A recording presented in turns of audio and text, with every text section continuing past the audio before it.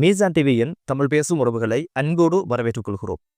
காலி குற்றவியல் தடுப்பு பிரிவினர் பட்டுமியா என்று சொல்லப்படுகின்ற பாதாள உலக குழுவைச் சேர்ந்த நபர் போதைக்கு போதை, கொலைக்கு கொலை, வெட்டுக்கு வெட்டு, குத்துக்கு குத்து அப்படின்னு சொல்லி பல்வேறு குற்றச்செயல்களோட சம்பந்தப்பட்டவர் தடுத்து விசாரணை செஞ்சுட்டு வராங்க. இந்த பிரிவுல சேவையாற்றுகின்ற பிசி என்ன பண்ணியிருக்காரு அப்படின்னு கேட்டீங்கன்னா, பட்டுமியாக்கு போனை கொடுத்து குடும்ப உறுப்பினர்களோட பேசிக்கலுங்க அப்படின்னு சொல்லி கொடுத்திருக்கிறாரு.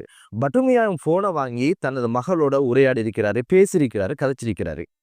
இதுக்கு பதிலா இந்த பிசி என்ன பண்ணியிருக்கிறார் அப்படின்னு பாத்தீங்கன்னா, சேவிஸை கொடுத்தாச்சு தானே, பணத்தை வாங்கலாமே அப்படின்னு சொல்லி இவருடைய வங்கி கணக்கை மகளுக்கு அனுப்பியிருக்கிறாரு. பட்டுமியாட மகளுக்கு அனுப்பியிருக்கிறாரு.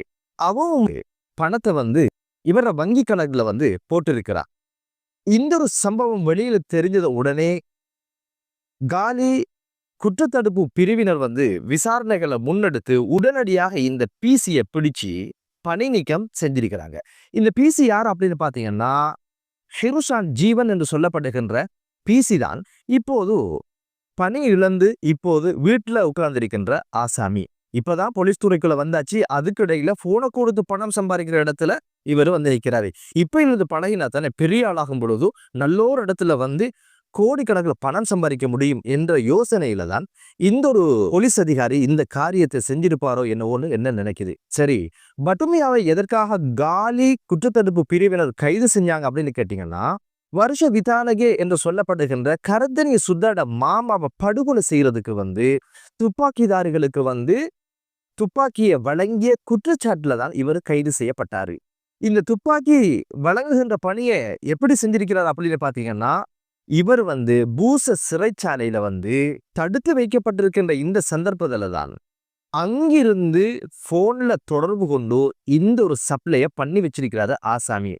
பூச சிறைச்சாலையில பல்வேறு குற்றங்களுக்காக 1 வருஷ காலம் அவர் தடுத்து வைக்கப்பட்ட சந்தர்ப்பத்துல சென்ற 3ஆம் திகதி அடிச்சு பிடிச்சு ஏதோ ஒரு வகையில அவருக்கு பிணை கிடைக்குது.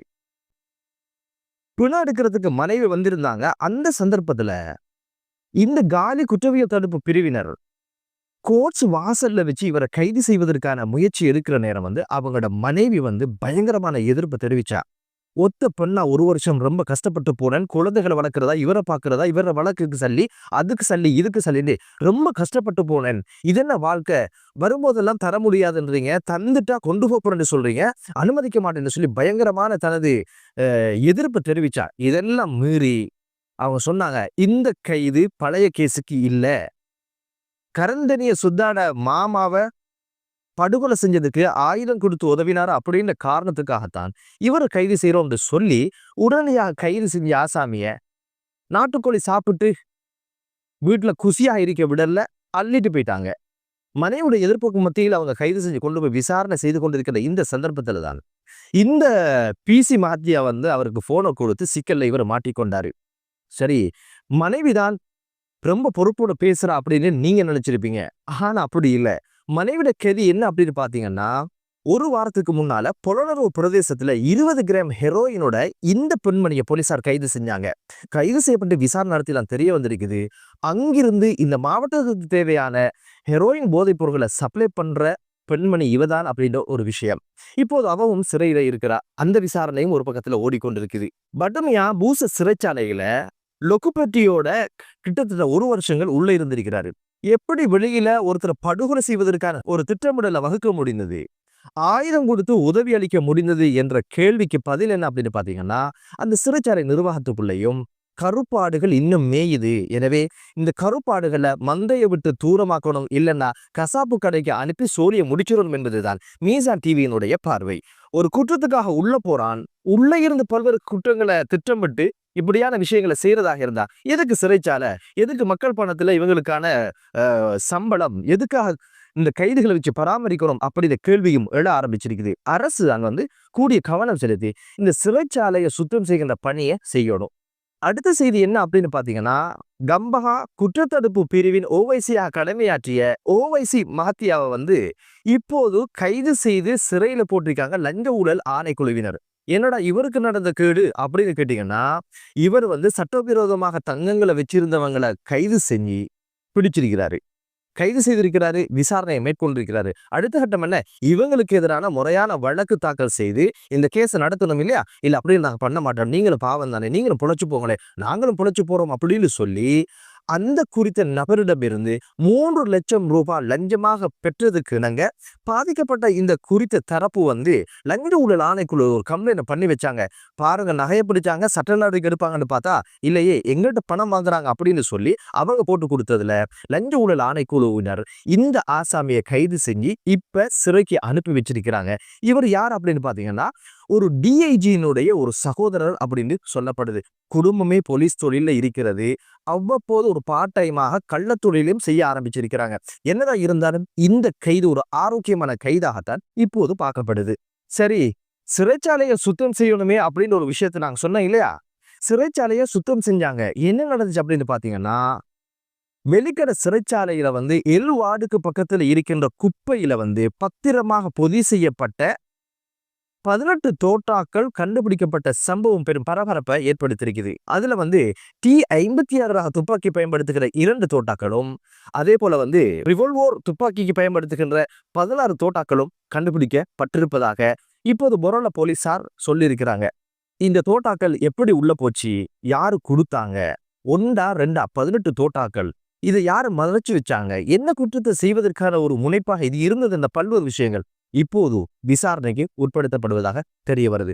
அது மட்டுமல்ல, பிளியந்தல பிரதேசத்துல மறைத்து வைக்கப்பட்டிருந்த வெளிநாட்டில் உற்பத்தி செய்யப்பட்ட 9 மில்லிமீட்டர் அளவிலான கைத்துப்பாக்கியும் அதற்கு பயன்படுத்துகின்ற ரவைகளும் கண்டுபிடிக்கப்பட்ட செய்தியும் பதிவாகி இருந்தது.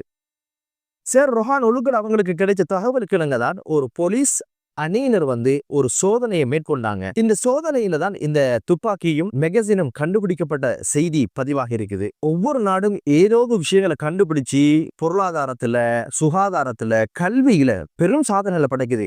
நம்ம கண்டுபிடிக்கிற விஷயம் எல்லாமே நாளாதம் என்ன அப்படின்னு பாத்தீங்கன்னா தோட்டாக்கள், துப்பாக்கிகள், போதைப் பொருள், அது இதுல விஷயங்கள் தான் நம்மளால கண்டுபிடிக்க முடியுது. எனவே இது ஒரு ஆரோக்கியம் இல்லாத ஒரு விடயமாக இப்போது பார்க்கப்படுது. அடுத்த செய்தி என்ன அப்படின்னு பாத்தீங்கன்னா, ரொம்ப அதிர்ச்சியான ஒரு செய்தியாக பார்க்கப்படுது. 5700 பேர் HIV தொற்றுனால, எய்ட்ஸ் நோயினால பிடிக்கப்பட்டிருப்பதான செய்தி பதிவாக இருக்குது. அது மட்டுமல்ல, இதுல 15 வயது தொடக்கம் 24 வயது உடையவர்கள் தான் அதிகம் இந்த நோயினால் பீடிக்கப்பட்டிருப்பதாகவும், அதுல குறிப்பாக பாடசாலை மாணவர்களும் உள்ளடங்கப்படுகின்ற செய்தி ரொம்ப மனவருத்தத்துக்குரிய செய்தியாகவும் ரொம்ப ஆபத்தான செய்தியாகவும் பார்க்கப்படுது. இந்த தகவலை யாரும் சொல்லியிருக்கிறாங்க அப்படின்னு கேட்டீங்கன்னா, விசேட வைத்திய நிபுணர் வினோத் தர்ம குலசிங்க அவங்க இந்த ஒரு செய்தியை பதிவு செய்திருக்கிறாங்க.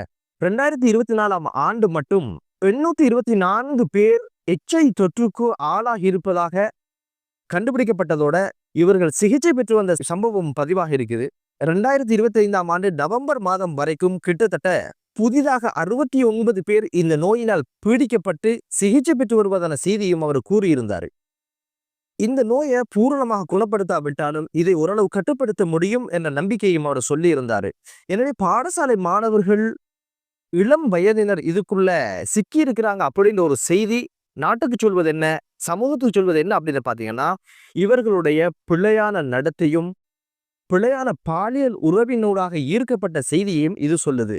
எனவே இந்த இளைய சமூகங்களை இந்த தொற்றிலிருந்து பாதுகாக்க வேண்டிய தேவையும் கடமைப்படும் அரசுக்கு மட்டுமல்ல, ஒவ்வொரு சமூகத்துக்கும் இருக்குது என்பதுதான் மீசா டிவியினுடைய பார்வை. இது ஒரு ஆபத்தான ஒரு சூழ்நிலை என்பதை இது தெளிவுபடுத்துது. இளம் சமூகத்துக்கு சரியான புரிதலை, பாலியல் ரீதியான சரியான புரிதலை உருவாக்கி கொடுக்க வேண்டிய தேவை இருக்குது. சரியான பாலியல் உறவினால் ஏற்படும் நன்மைகளையும் அதில் கிடைக்கின்ற ஆரோக்கியங்களையும் சொல்லிக் கொடுப்பதோட, பிழையான பாலியல் உறவினால் ஏற்படும் ஆபத்துக்களையும் ஆரோக்கியத்தில் ஏற்படுகின்ற தீங்குகளையும் புரிய வைப்பதனூடாக இது போன்ற விளைவுகளை குறைக்க முடியும்.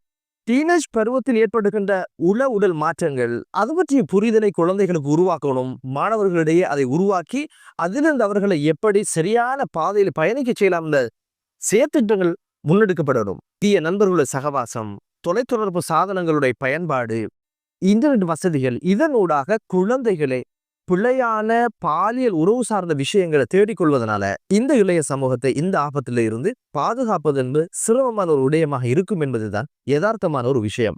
எனவே இது குறித்து சரியான புரிதல்களை பெற்றோராக இருக்கலாம், ஆசிரியராக இருக்கலாம், கூடிய கவனம் செலுத்துவதனூடாக இந்த இளைய சமூகத்தை இது போன்ற ஆபத்திலிருந்து பாதுகாக்க முடியும் என்ற ஒரு வினயமான ஒரு வேண்டுதலோட விசுவாசமான அரசு அதிகாரிகளும் அதே போல போதை இல்லாத ஆயுதம் இல்லாத ஒரு தேசம் உருவாகட்டும் என்று கூறி மற்றொரு காணொளியிலே உங்கள் அனைவரையும் சந்திக்கும் வரை விடைபெறுகிறேன். நன்றி.